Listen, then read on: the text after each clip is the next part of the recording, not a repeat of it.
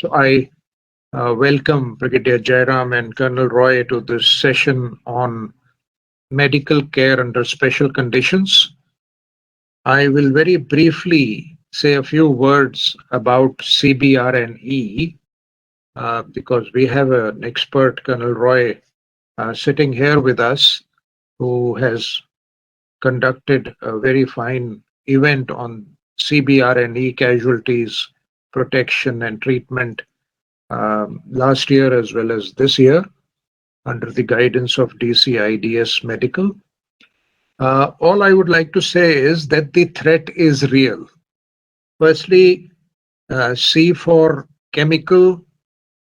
These weapons have been used in the last 2 decades. There are live examples. B for biological. We all remember sarin nerve gas was used by the Om Shirininko cult in the Tokyo subway 20 years ago. R for radiological. The Chechen terrorists, ISIS and Al-Qaeda have claimed that they had made or access to dirty weapons. And in the case of the Chechens, it was confirmed that they were in possession of one, but whether it was workable or not was never declared. And everybody knows that there are enough nuclear weapons on Earth to destroy all humans and wipe them off from the planet. And although the threat of nuclear weapons remains the least, and all these aspects, CBRNE, have treaties and conventions in place to prevent their use, but these weapons have been used. And we remember last year on 4 August, the huge explosion of ammonium nitrate that took place in Beirut and the number of casualties it caused. So, and there are other kinds of explosives, though banned, are also used like napalm, dum-dum bullets, exploding bullets, and such like munitions. But there are more possibilities of accidents during research and development, in conflict situations, or for natural outbreaks of a pandemic, or through natural disasters, contamination due to incidents, and the real threat is from non-state actors. As far as high altitude and cold climate areas injuries go, I have served thrice in high altitude areas. It was some time ago. I just inquired from Brigadier Jairam. He's done 2 long tenures in high altitude areas. I did not suffer from any serious injuries, bit of chilblains and frostbite here and there during patrols, little bit of blindness, snow blindness, but never really had to go beyond the RAP. I'm sure Brigadier Jairam has vast experience in this field, so lesser said the better. And so now I call upon Colonel S.S. Roy, Joint Director CBRN in DCIDS Medical Headquarter IDS, to first make his presentation. Good afternoon, ladies and gentlemen. Thank you, sir, for your kind words.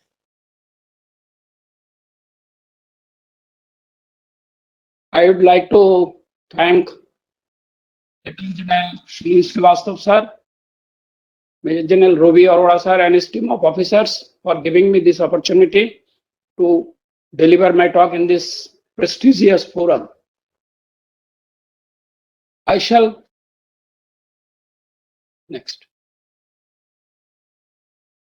cover my topic under the following headings: introduction, types of CBRN casualties, management of CBRN casualties, challenge faced by medical staffs during providing medical care, and way ahead.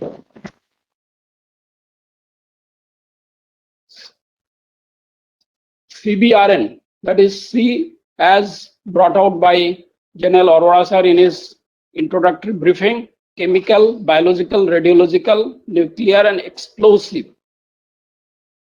It either includes deliberate use by the state actors, or it might be due to accident, or the most greatest one is the use by the non-state actors, that is terrorist, as brought out by General Arora, like Chechen terrorist and so on. And nowadays it is coming in various magazines as well as newspapers that few of the notorious terrorist group in the world are possessing few of these CBRN weapons with minimum quantity, which may cause disaster to the mankind if used. These weapons, CBRN weapons, are also called weapon of mass destruction because of their high potential of destruction to the humanity in terms of injuries, loss of life, as well as properties.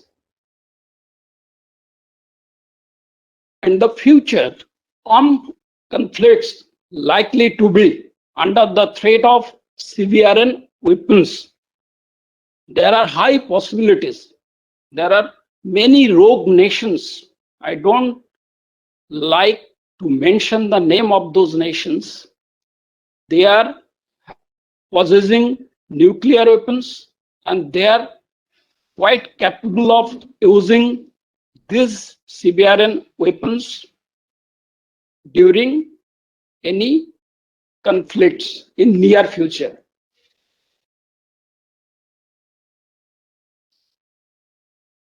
Medical personnel may themselves suffer significant damage directly by CBRN weapon strike or indirectly while operating in this CBRN environment.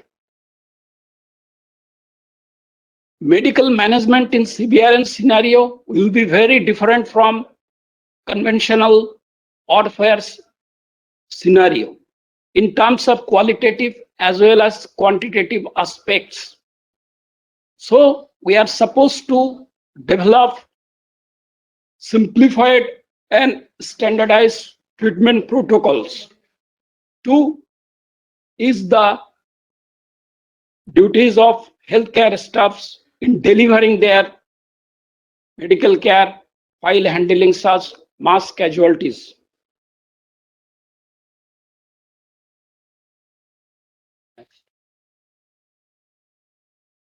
Peculiarities of CBRN warfare.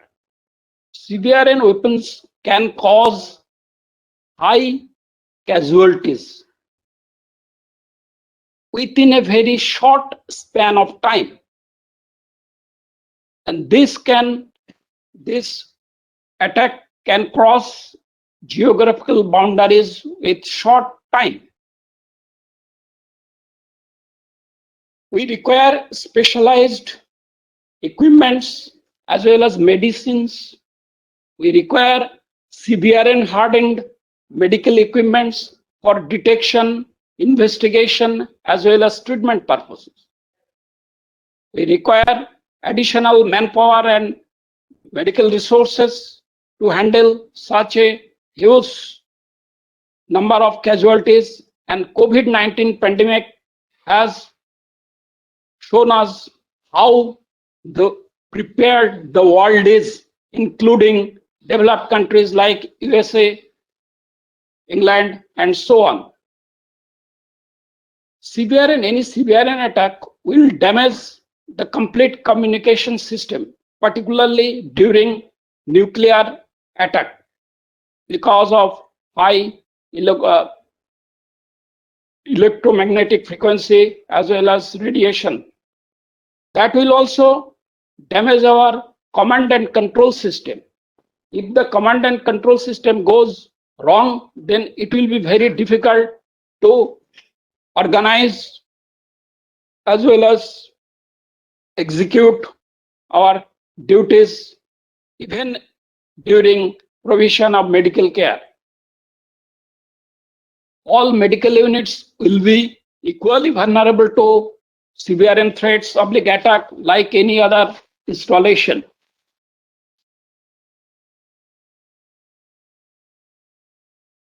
Now I'll discuss about various types of severe casualties.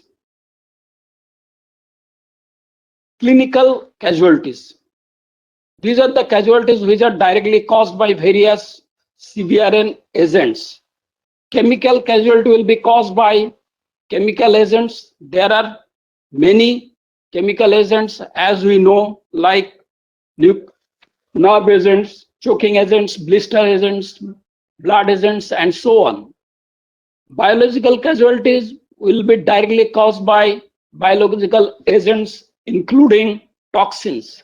There are many viruses and bacteria which have severe potential to cause dreaded disease amongst humans. Radiological casualties will be caused by ionizing radiations. Nuclear casualties will be caused by nuclear detonation, like explosion of any atom bomb, which occurred during the Second World War in Japan, Hiroshima and Nagasaki. However, nuclear casualties may have will have concurrent trauma due to flash injury, thermal burns, and blast effect. Combined casualty may have chemical injuries, biological as well as radiological, mixed with various trauma.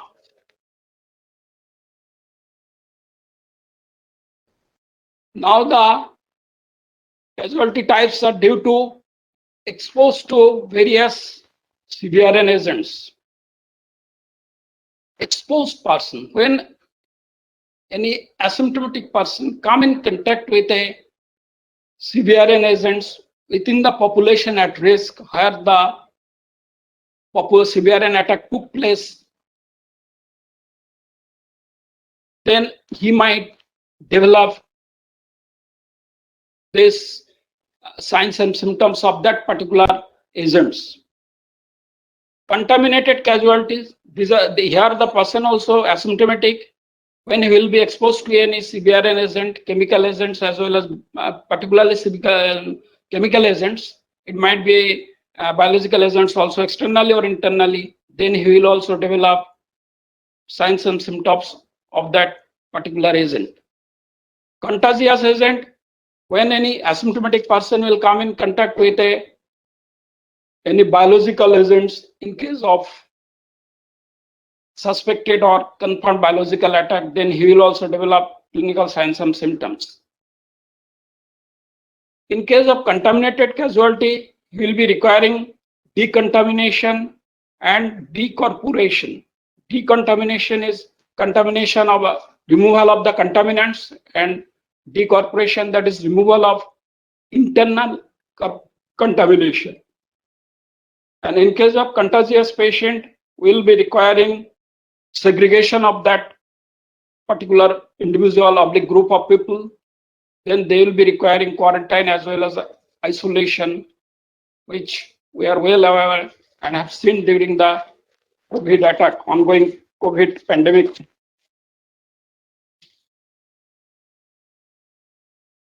Psychological casualties.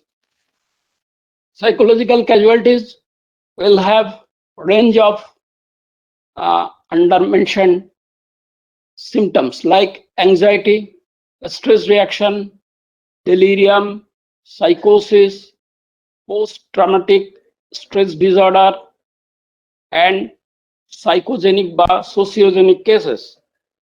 Psychological effects might be due to direct effect or indirect effect. Direct effect will be due to direct exposure of that individual to a particular agents. During that time, the patient will have delirium or he might have sedation. In case of delirium, his consciousness will be disturbed, he will not be able to pay attention to any external stimuli, and his thought process will be also distorted, and he will have incoherent speech. During sedation, his consciousness level will be reduced and he will be mentally incapacitated. Indirect effects are because of, not directly because of the that CBRN agents. However, it will be because of personal response, reaction to a particular CBRN agent to protect himself or herself. Indirect effects are reactive as well as degradation. In case of reactive episode, he will be anxious, he will be stressed, and if not treated, he might develop PTSD, post-traumatic stress disorder, in later stage. And degradation will be basically because of wiring of IPE stroke PPE. Once we are in IPE oblique PPE, we will have severe claustrophobia. We will be disconnected from the surroundings. We will be isolated.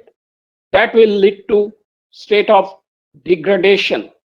And those who have been deployed during this COVID pandemic medical management situation, they have experienced this type of degradation symptoms.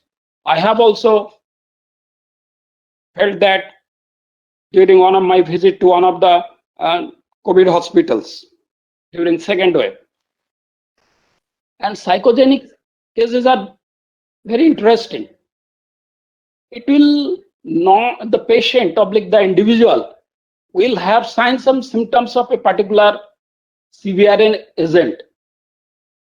But truly speaking, he had not exposed to that particular CBRN agent at all. And it affects a group of people like mass hysteria, and in a particular locality, which is near to any place where actual CBRN attack took place. So this is basically fear. Because of fear, these people might have this type of psychogenic sociogenic episode.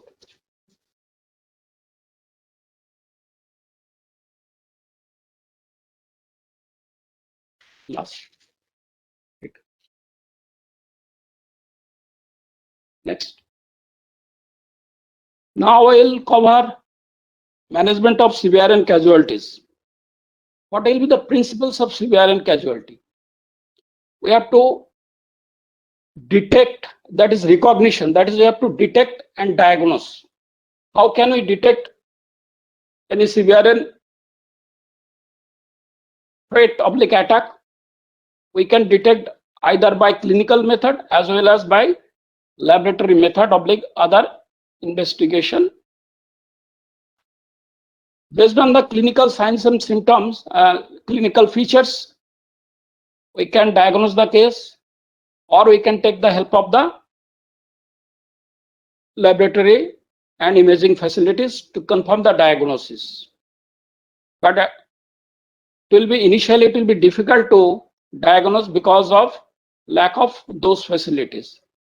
We have to take a decision based on our clinical assessment of that case.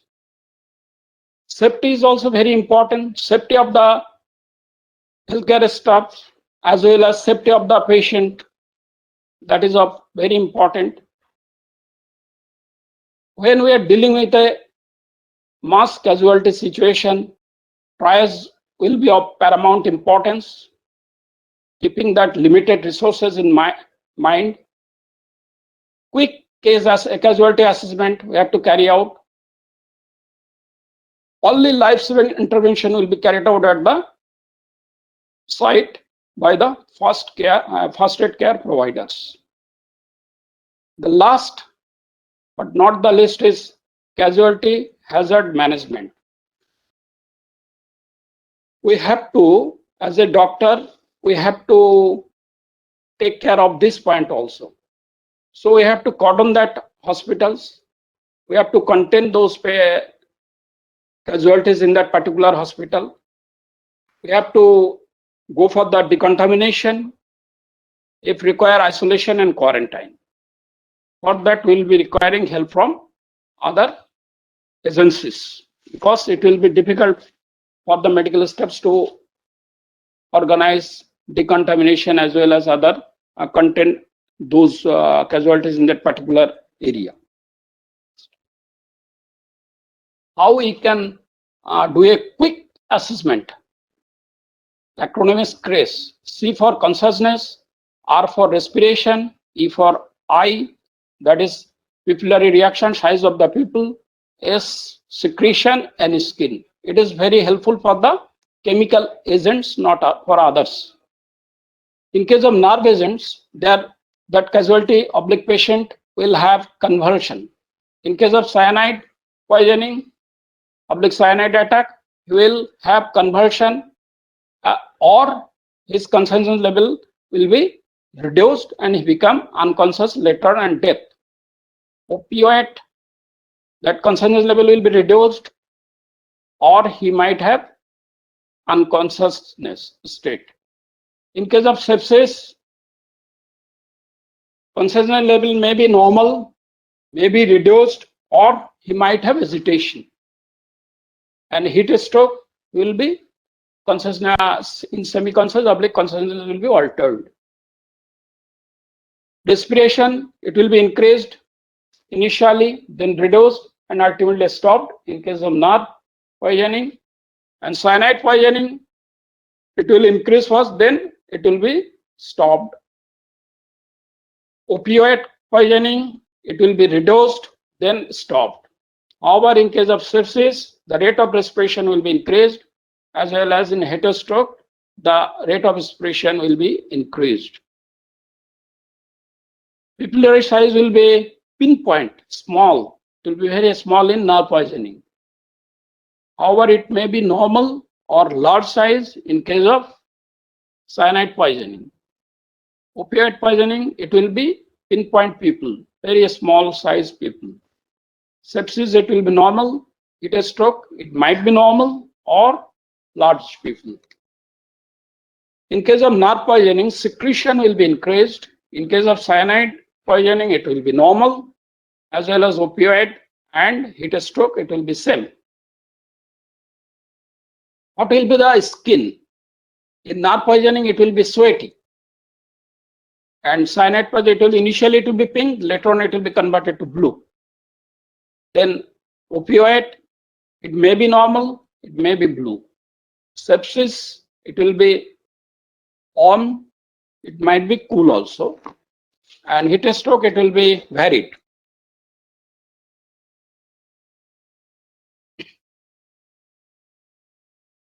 The odd trias comes from the French odd triad, to sort.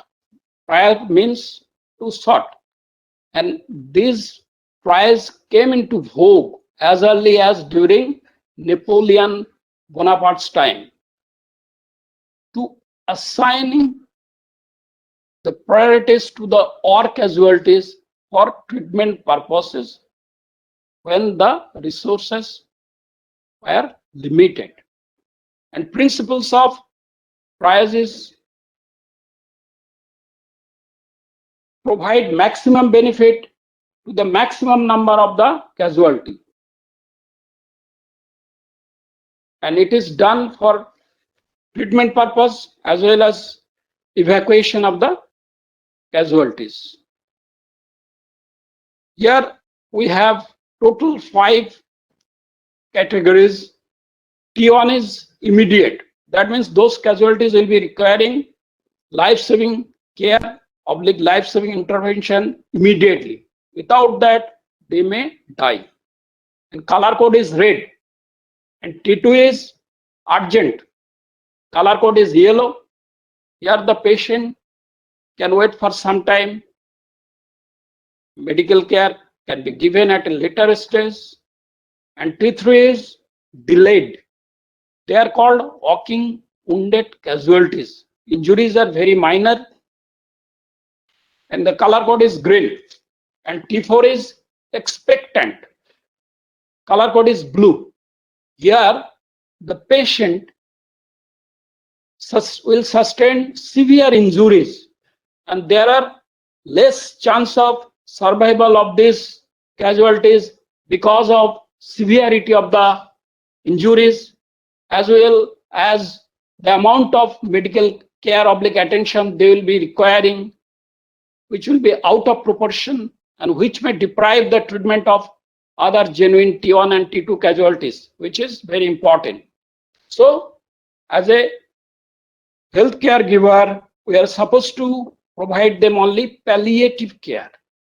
And the last but not the least is the dead deceased person, and the color code is black.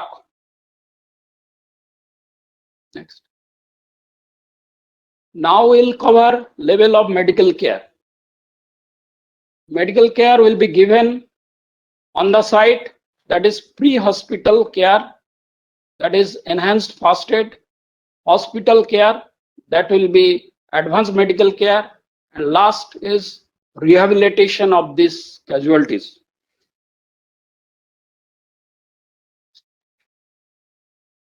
Principles of pre-hospital care is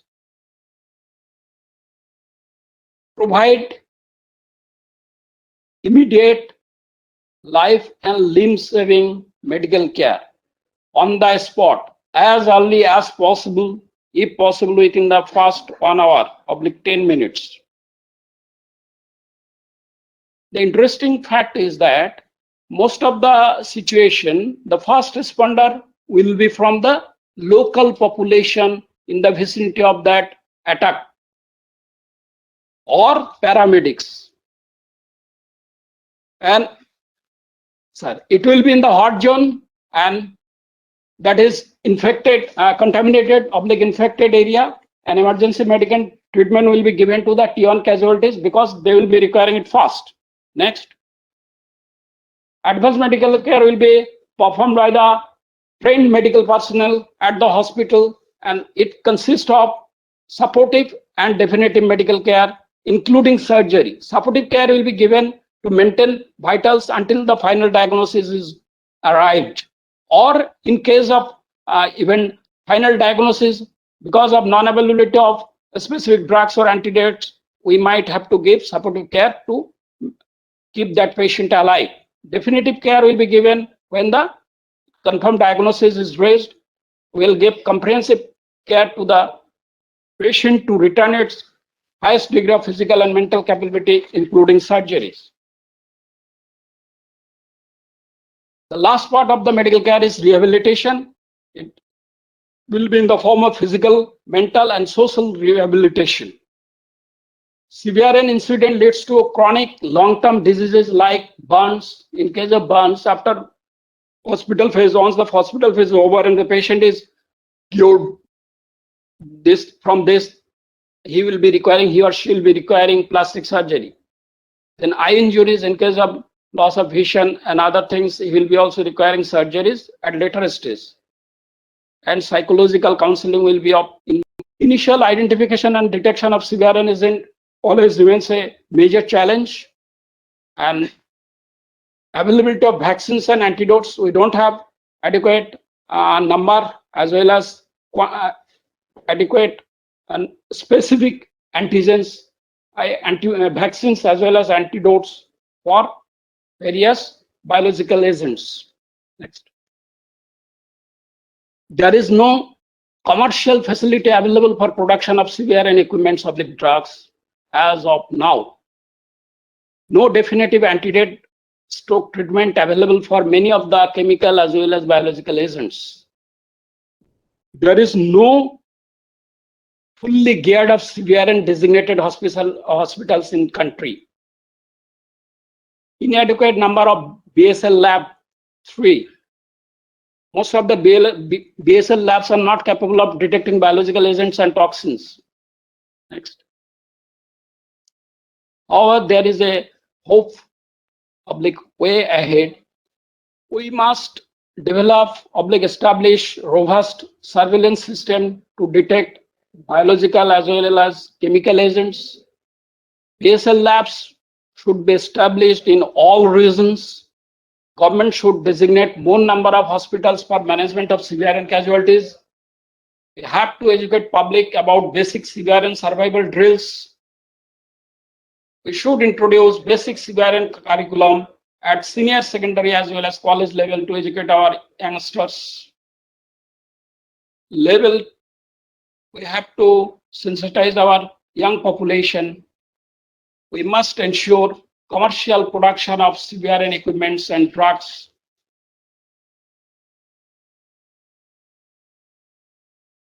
Thank you, sir. I have finished.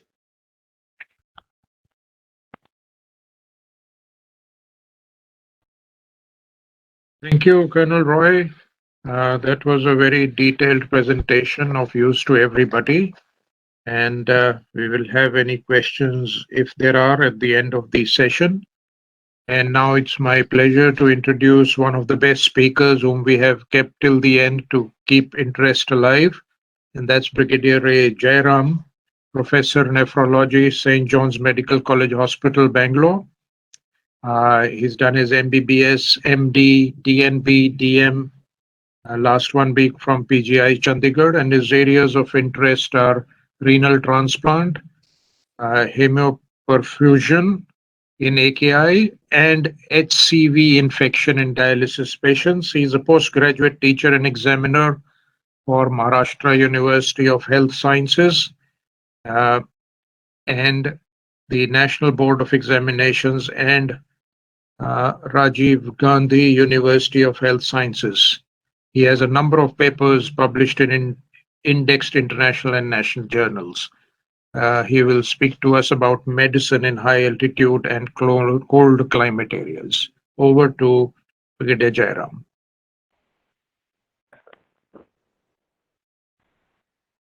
Yes, sir. Good afternoon, sir. Fine. Yeah, fine. I thank CNGOs for giving me this opportunity to speak here in the Indian Military Review, and many thanks to General Arora for bearing with me for initial some few hiccups on how to get about this WebEx presentation. I also would like to place my gratitude on record to General Madhuri Kanikar Madam and General Aftab Alam sir for having recommended my name for this talk here. I'll be talking about medicine in high altitude area and extreme cold climate. Though I am a nephrologist by profession, I have spent a reasonable amount of my time there, nearly 3 years in 3.5 years in high altitude. So I'll be speaking from a ground zero kind of a perspective. So I'll be initially talking about how does hypo and acute mountain sickness happen in high altitude, just to give an initial brief around 2 to 3 minutes, because only then we can address the issue. How we can save manpower. We lose a lot of manpower in the armed forces during acclimatization. It nearly takes 3 weeks for a soldier to get to his post. Can we cut this short? Snow leopard happened last year, and since I was in the thick of it, there were many medical challenges thrown, and what we learned from it, how we handled it, and what could be the way forward. Thrombotic events happen. Young soldiers develop strokes in the brain, get incapacitated for life. Is it possible to prevent them? Cold injuries in altitude is another issue. There are aloe vera gels to hyperbaric oxygen, which is just come in there, and let's see how it acts. And casualty evacuation is the lifeline. And a new entity which has been described in high altitude is the high blood pressure. When you reach altitude, I'll just address that. And lastly, I'm going to suggest an out-of-the-box solution, oxygen for all.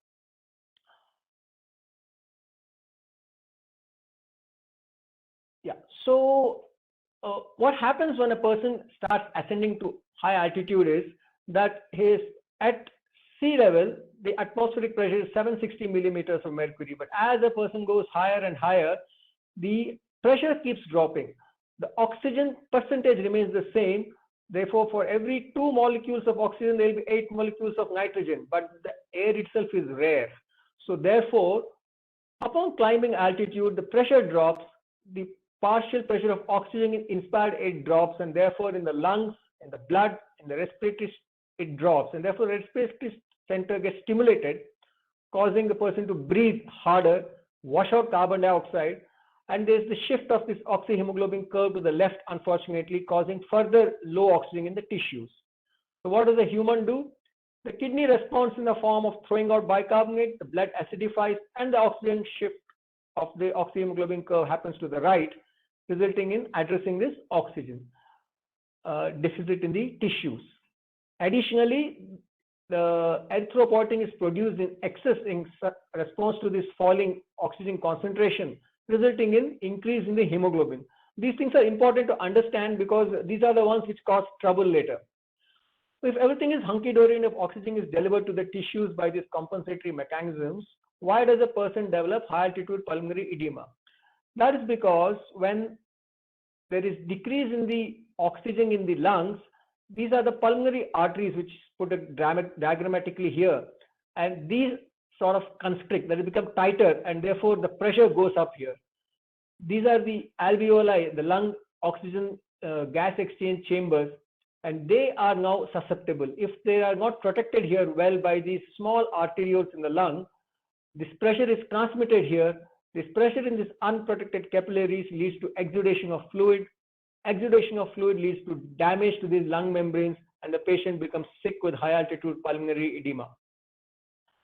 The person tries to compensate for this by increasing the hypertrophy and trying to change this, but that takes a little time.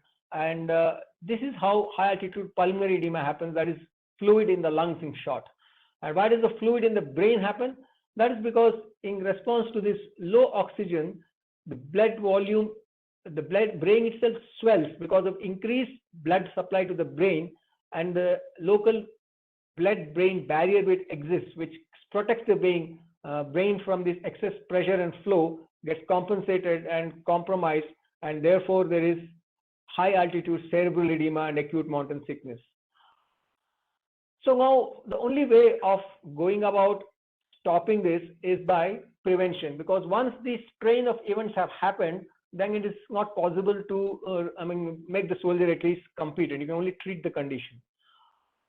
Acclimatization schedule is the way when a person ascends high altitude, as per the Wilderness Medical Society, not more than 500 meters of sleeping height per night. That is what it says.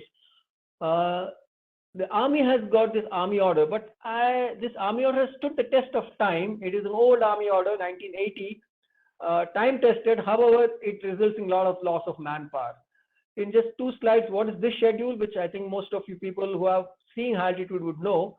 That at first stage, a person spends 6 days, couple of days of rest, a little walk next 3-4 days, and a small climb on day 5 and 6. In second stage, 4 more days, again 1 to 2 days of slow walks, no climbs. Day 3, small climb. Day 4, higher climb with equipment. And at stage 3, similarly, another 4 days. So that is 6 plus 4 plus 4, 14 days, include travel time, and nearly 3 weeks a soldier is off-road. If he goes on annual leave and comes back, he spends another 14 days. So he's really off-road for a lot of days he spends in transit camp. Is it possible to curtail this acclimatization to save manpower without compromising on the safety of soldiers? There was this study conducted under the leadership of General Atul Kotwal, that time was the Brigadier of 14th Corps, and they devised a pharmacological method in which he did 2 arms. One was the historical study arm, this is through the Rohtang axis. From sea level, they came up to Transit Camp 2, spent almost 5 days there was acclimatization, and Transit Camp 3. So there's a total of 11 days spent, including travel time, to get to Leh. Another schedule was worked out in which this was cut short by 7 days to just 4 days. And how was this schedule of 4 days worked out? This is the rapid induction schedule in which he used 2 groups. One steroid was given, 4 milligram BD with Diamox, 250 milligram OD. The other group received only Diamox. And what were the results? The results were quite fantastic in the sense that in the rapid induction group, which used Diamox, and steroids, dexamethasone, it was 1.56% only developed acute mountain sickness. That is, out of 100, only 1.5 soldiers. All of you who have been to high altitude would know that a little headache, a little loss of appetite, and the nausea feeling does happen in the first few days. And if you use only Diamox, it was 1.59%, whereas if there was no such pharmacological intervention done, because nearly 1 in 5 soldiers had acute mountain sickness, and 1/4 of them had evidence of high altitude pulmonary edema or severe acute mountain sickness. The most important thing is none of them who were given drugs developed a severe manifestation.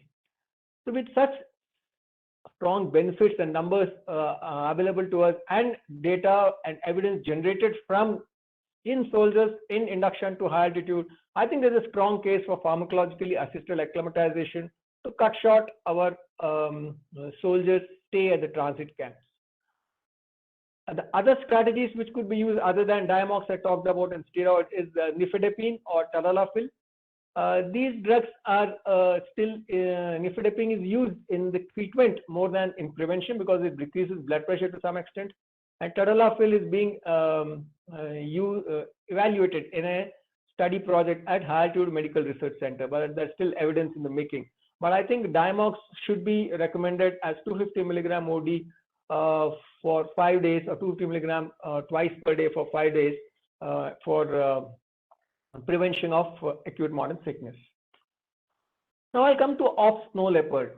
OPS Snow Leopard provided a unique situation where troops were rapidly moved to high altitude.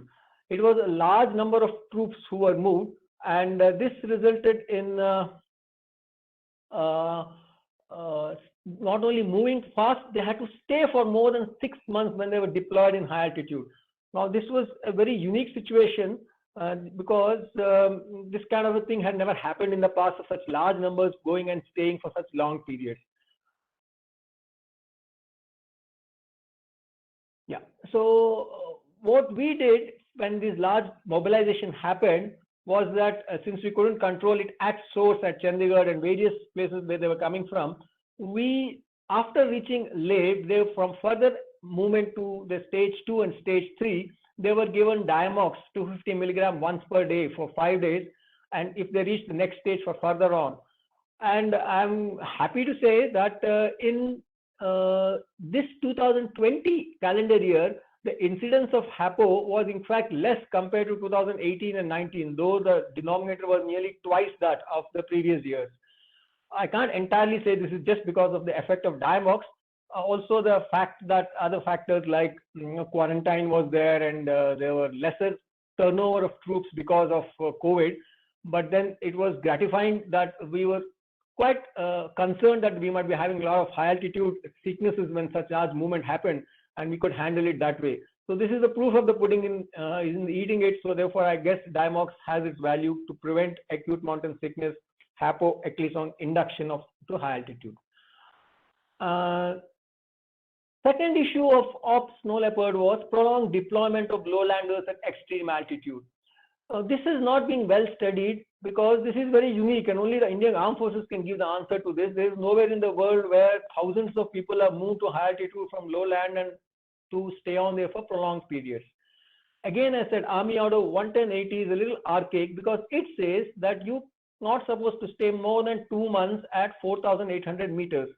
Our field hospitals at Tangsei and at Nyuma are already at this height, and soldiers, our medical personnel themselves stay there for over 2 years. So it's not possible to follow this army order. Even at Siachen, where they are deployed at much higher altitudes, the duration is 3 to 4 months, which is much more than this recommendation. But my heart goes out to the soldiers in Western Ladakh during winters, because in so many places there, one of the posts which I visited there, because there were so many cases of thrombotic illnesses there, and patients having cerebral venous thrombosis. This was for a duration of nearly 6 months. They get inducted in winter, and they are winter cutoff posts. There is no communication thereafter with them other than the line communication, and they have to survive there for 6 months. Even choppers can go in only to bring back casualties. So because of this kind of prolonged stay, And there are lots of peculiar problems which turn up in high altitude, which I'll just come to. In OP snow leopard, the situation was there were OP committed troops, and OP committed troops could not be rotated and moved back because of how the OP scenario sort of unfolded. And the other thing was it was happening in the background of COVID. There were travel restrictions, and this led to lots of soldiers staying at high altitude for really very long time. The issue with prolonged deployment is thrombosis in the brain, which we call cerebral venous thrombosis, thrombosis in the legs, deep venous thrombosis, heart attacks, and strokes. This was a study done, a brilliant study under the general leadership of General Velu Nair, who did study the thrombotic events in high altitude and compared it with the similar illnesses that happen in the plains too. And what he found was, firstly, in younger age group, young soldiers develop this kind of illness, whereas in the plains it is at a much higher age group. Younger soldiers don't have this problem, and the clientele. Next thing was the comparison of all the parameters and why it is happening.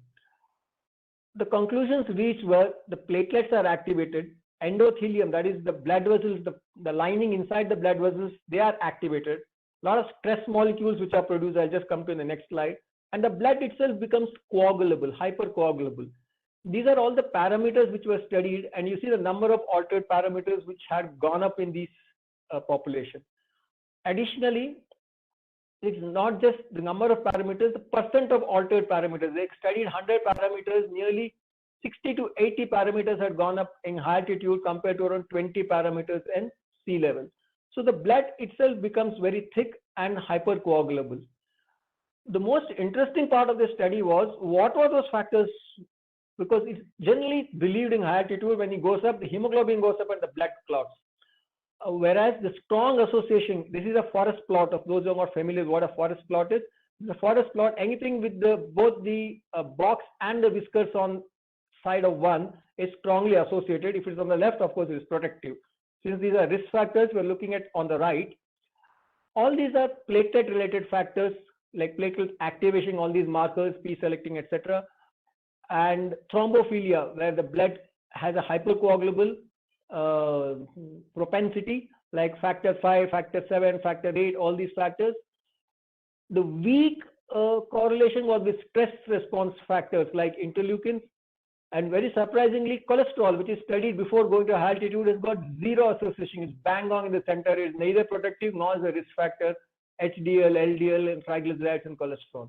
Hemoglobin is the first one here, is just a very weak association. So this puts the risk factors in perspective. And our snow leopard required long deployment, and we had a challenge how to reduce thrombotic events. Commanders in the front line wanted their soldiers to undergo phlebotomies, bring down their hemoglobins. The practice point as of now is being practiced is the hemoglobin is more than 22. We were doing phlebotomies, so we did organize hemoglobin to be estimated and soldiers to be bled to decrease their hemoglobins. But I think this is without real hard evidence. So what needs to be done is we need to launch a pilot study where if polycythemia is there, if phlebotomy helps or not. When we were there, we did a small study. Soldiers who were going on leave were held in 4 weeks for the planes just to study as a pilot study. And we found that it takes after 4 weeks also only 2/3 of the soldiers, the hemoglobin had returned to baseline. So it means that it requires the soldiers need to rotate for a longer period if the hemoglobin has to come down. In any case, that is not a risk factor. What I would suggest as a study which is begging to be done is, if soldiers are to be deployed at high altitude for a long time, does EcoSprint prevent coagulation of blood? We need to perform this randomized control study. It's only the armed forces which can do this kind of a study, and this could help prevent a lot of morbidity. This is our data of 1 year where nearly 25 plus 9, 37 soldiers are there who had thrombotic events. I'm not counted the heart attack and the strokes here. And the hemoglobin, as you can see, the scatter is around 17 to 19, which is the average hemoglobin when invading high altitude. Otherwise, it's not that it happens only in people with high hemoglobins. So this is where I end the arguments of hemoglobin and thrombosis in high altitude, that a study with EcoSprint prophylaxis is trying to be done. Hemoglobin per se is not probably the only risk factor. It is the clotting propensity because of platelets and coagulation factors, which actually causes the blood to clot in young soldiers. Now coming to cold injuries. Right now, the Alocal is a cream which is produced, which was by transfer of technology from DRDO to two vendors who produce this aloe vera cream with vitamin E. It has a very high percent of aloe vera, 50%. So the soldiers have a huge faith factor in it. All of us who are being high altitude know that the prevention of cold injuries, frostbite and chilblains is following the laid down norms. You got to keep your hands dry. You're not supposed to touch metal. You're not supposed to touch directly. 2 gloves, 1 pair of dry gloves to be kept as spare, hand and foot parade, and similarly for the socks. These are the ones which are to be followed religiously. But additionally, I would try to address what this aloe vera gel does is if you apply it on the hand, since it's got anti-inflammatory property of aloe vera, the cuts and all these minor bruises, all these heal very well. So there is a very feel-good factor. Also, there's a huge faith factor. Almost every soldier wanted the Alocal to be given to them, which we did not. Of course, what is life without a little faith in it? But it was provided to them. But what question is, does it prevent frostbite? To understand why frostbite happens, it is when you have temperatures exposed to like -20 or -40 directly on the skin. Then it undergoes initially frost nip, superficial frostbite, and deep frostbite when the freezing injury extends right down to the dermis and subcutaneous tissue. So Alocal or no Alocal, if a person has an unprotected exposure to these kind of temperatures, he is going to develop frostbite. This is from a medical point of view. So what we need to do is at least have an RCT or at least with health education that Alocal is a good cream to keep the health of the skin. But as far as preventing frostbite is concerned, it has got to be the standard things, albeit a little boring. Casualty evacuation is always a challenging high altitude. What I've shown here is from the field hospital at Hundar. One is the HAPO bag. This is again developed by DRDO. And the other is a parastretcher, which can be allowed to, you can actually use that to drag a casualty across snow. Now, the HAPO bag has got the capability of raising the pressure by around 2 square psi's by a manual pump which is there. I would request if people are there who can modify it, that they must make it little electronic or battery operated, because it's quite a task to keep the pressure there, especially if you want to transport the casualty.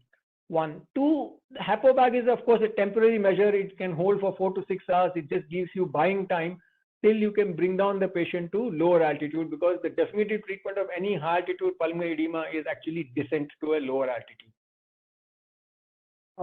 These stretchers are 2 types. One is which can be, patient can be airlifted, even if the chopper can't land. They got capability of carrying the stretcher with the patient strapped onto it, or they can be even dragged across snow by a snow scooter. Casualty evacuation in altitude is very important for the young medical officers to understand. HAPO bag works by decreasing the height, sort of virtually, in the sense that it increases the pressure. This is an altimeter kept outside, and inside this bag, it comes down nearly by 2,000 to 4,000 feet. That is the effect it gives, and patient does feel better, but it is a little claustrophobic to be inside that. Air evacuation from air is the lifeline of casualty evacuation in high altitude, because the roads are blocked, there are landslides, it's difficult, it takes time, whereas choppers can get them down to lower altitudes very fast. The Air Force as well as the Army Aviation do a fantastic job there. The vagaries of weather remain the issue, because sometimes choppers just can't take off. Also, the other issue is lying patients can't be carried in Cheetah and Chetaks. So, whereas an ALH is capable of not only carrying a lying patient, it can take a healthcare provider along with it.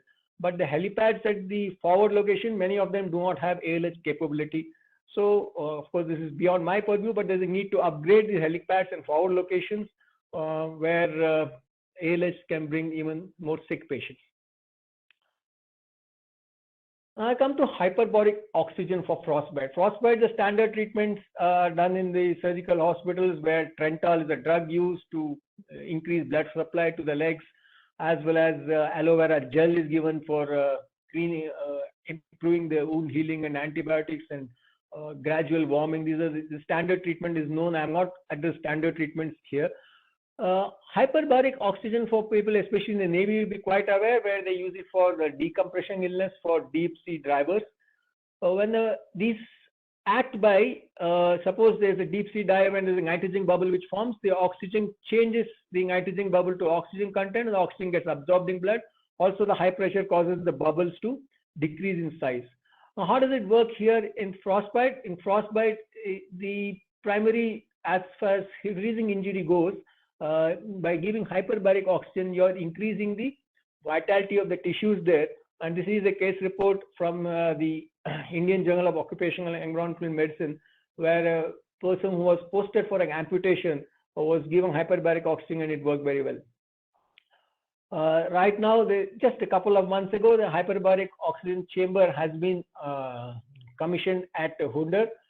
This will cater to the casualties coming from the Siachen Glacier, and hopefully we'll be able to save a lot of limbs and generate a lot of scientific papers and data once this use gets more prolific. Now this entity, which is a clear entity of high altitude induced systemic hypertension, because when a person stays in high altitude, as I told initially in my first few cartoons, it's the pulmonary artery, the artery in the lungs which contract and become tight and cause the pressure to go up in the pulmonary arteries. Whereas in systemic blood pressure, as measured by the standard BP instrument, it was not thought to go up. But then observational data has accrued that yes, if you stay in high altitude, the BP tends to rise. And this was a study, another study done from 153GH, and that looked at the endothelial markers. The endothelial markers like ICAM and VCAM, these are markers of endothelial dysfunction. This is endothelium is that layer which lines the tubing of the arteries. As well as the sympathetic nervous system activation goes up and hormonal imbalances happen. It has been observed that once the individual gets de-inducted, this BP does normalize. So it makes sense to screen for hypertension, which is done in the pre-induction medical and in every re-induction medical. But it should be frequently followed, and a person probably should be given the benefit, because sometimes patients are things don't happen the right way. So systemic hypertension in high altitude is a well-defined entity now, but it is still further studies are required. Now, this is my last thing I'm going to talk about. This is an out-of-the-box solution. I know people who will be in altitude are going to smirk at what I'm going to say now. But if soldiers are given 8 hours of oxygen every day, would it permit a prolonged deployment in high altitude? Now, the answer to this question is not known. But my intuitive answer would be all those endothelial factors, all those platelet activation factors, these should regress every night and therefore should permit a more prolonged deployment.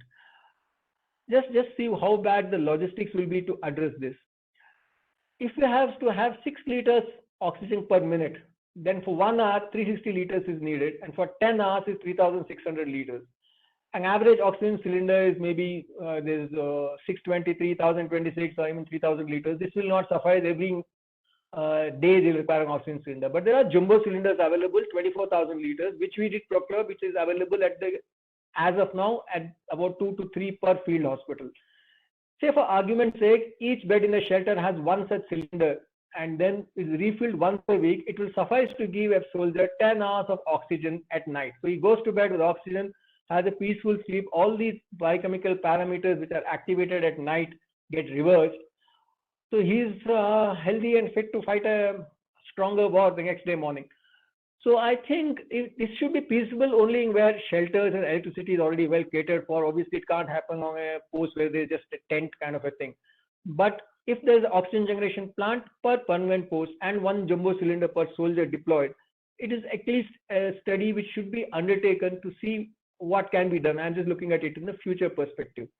So will 8 to 10 hours of oxygen prevent prothrombotic episodes like which have happened, which do continue to happen even now? And at what altitudes would it be effective? What needs to be done is a pilot project as a proof of concept study where we do it on a particular post for a particular few people and then see historically, if you take the historic controls as the incidence, how does the incidence come down? Of course, the incidence is small if you take the number of troops involved. So this will require a little working out statistically, but I think it is worthwhile doing this. So to conclude my talk, I think firstly understanding the high altitude physiology is important. High Altitude Medical Research Center does human service in this, which is situated in Leh. They do a lot of studies in this regard. A pharmacologically assisted rapid acclimatization is feasible. We did use it because it was just inevitable. We had to use it, and there is evidence that it works and it is safe enough, and it should be, I think, used across the board. Hypertension in high altitude is a new entity which has been more recently described and is being understood now, and we need more studies as to what is the exact mechanism and what is the correct drug. Of course, the treatment will remain just sending down to lower altitude. Casualty evac is a challenge, and more ALH helipads in forward location will save more lives and probably give more quality care during the casualty evacuation, the critical 45 minutes when the person flies down to a lower altitude. Hyperbaric oxygen is promising treating frostbites, and it just got commissioned. We will be getting more data in the times to come. And prophylactic oxygen therapy is a tantalizing prospect. Will it permit prolonged deployment? The answer lies if the study is done. I finished my talk, sir. Thank you for having given me this opportunity.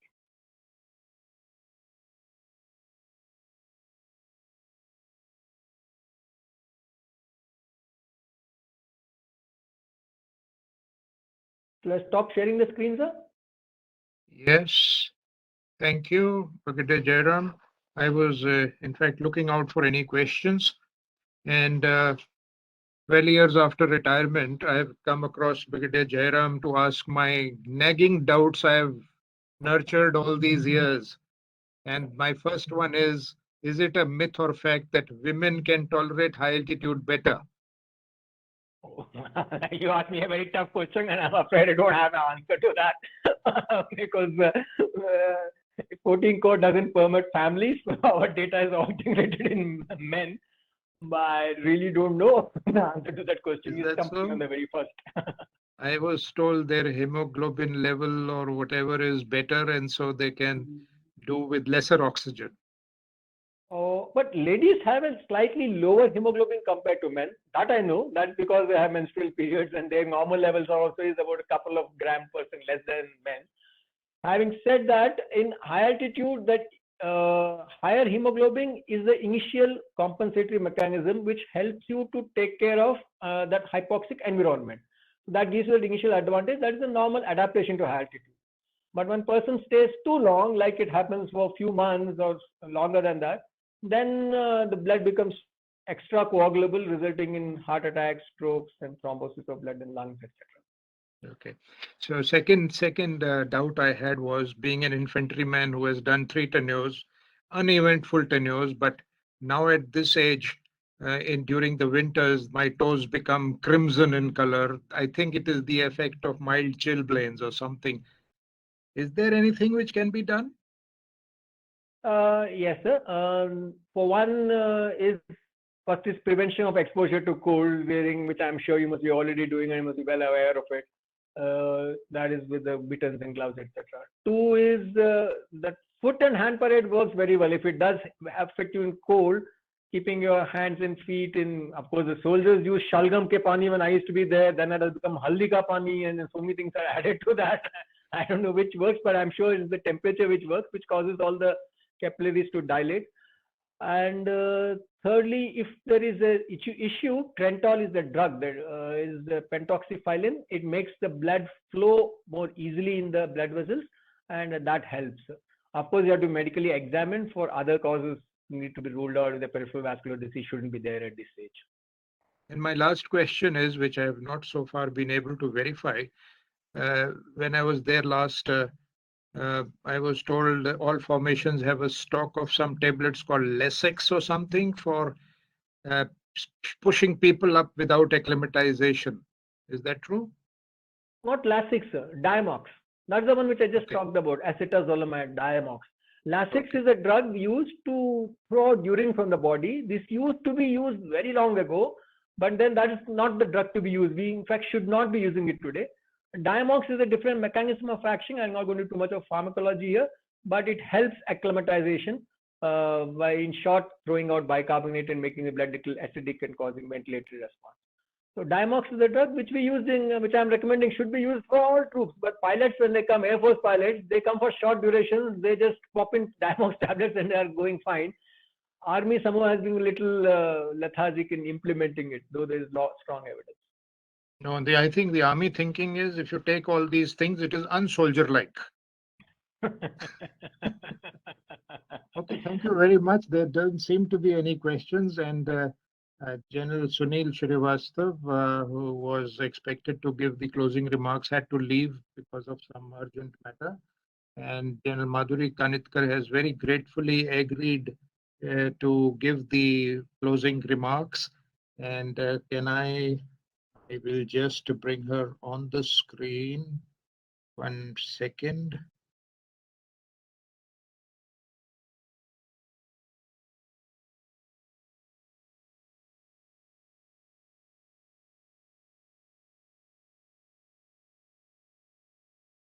There you are. So can I request General Kanitkar to please give the closing remarks before I give the vote of thanks. Thank you. Thank you so much, General Arora, for letting me be the sort of the almost opening batsman and then coming in at the end. I think today has been an extremely fruitful and focused discussion among covering the entire spectrum of military medicine from the past, the present, and the future.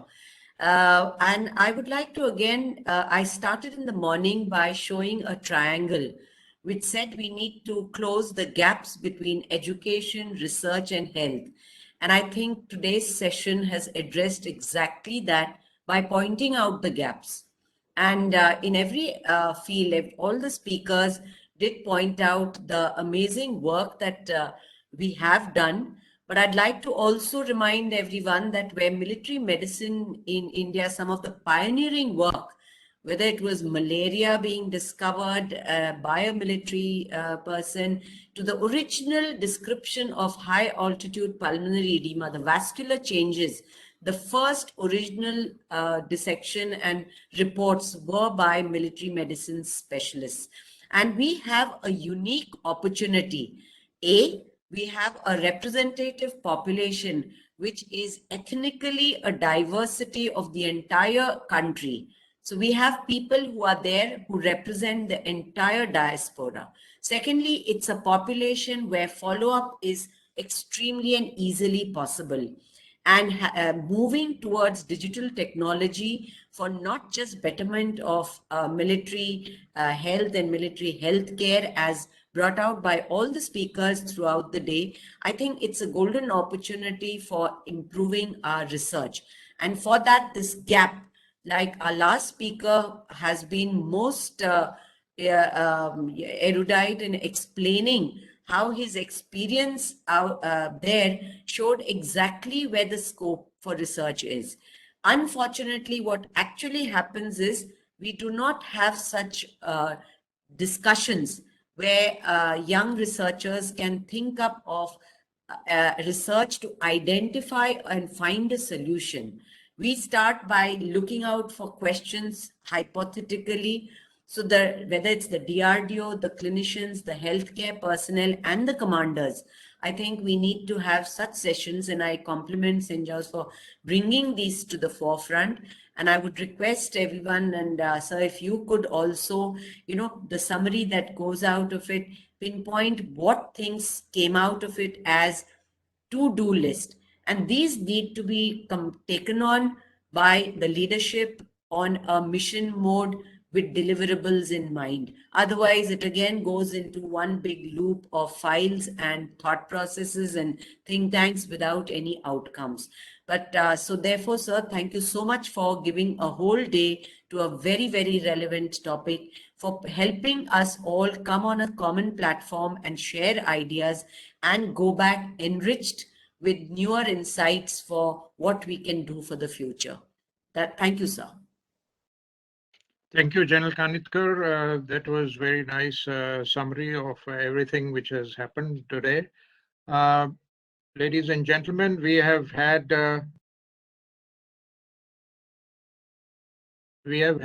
5 sessions since morning, and we have covered COVID-19 and novel initiatives, remote health monitoring, smart and connected healthcare, and medical care under special conditions.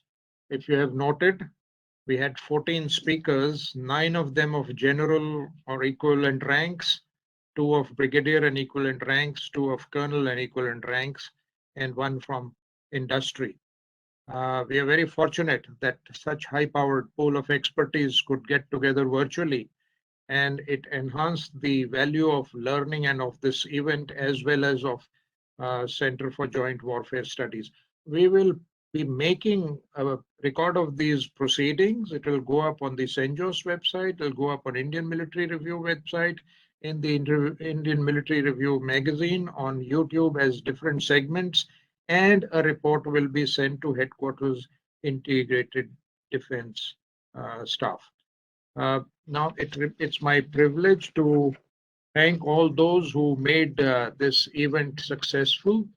On behalf of Center for Joint Warfare Studies and on behalf of Indian Military Review, first I must thank General Madhuri Kanitkar itself, because the whole idea started with a discussion with her.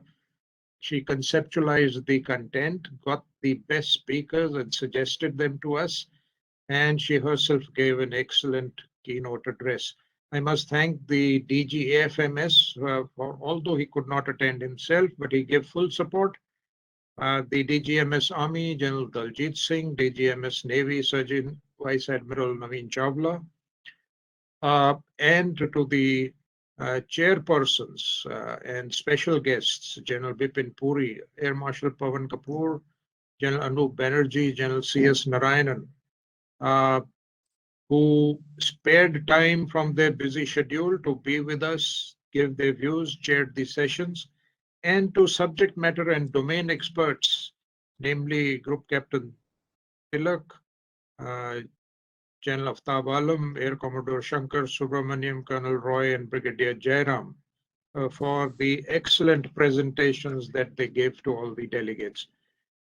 Must thank our exhibitors, Trivector Biomed and Rebel International Private Limited.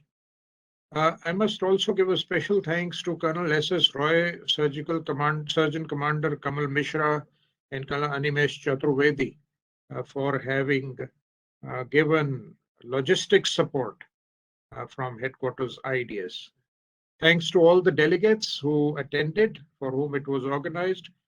This was the second edition of the event, and the theme was very contemporary and progressive. We will be back next year with another interesting theme. Today's proceedings will be rebroadcast tomorrow in one session. There will be no separate breaks, and the videos of today's sessions will go up on YouTube in 10 to 15 days. We will send an email with the link to all those who attended, who have signed up. Once again, thank you very much. Good day to all of you.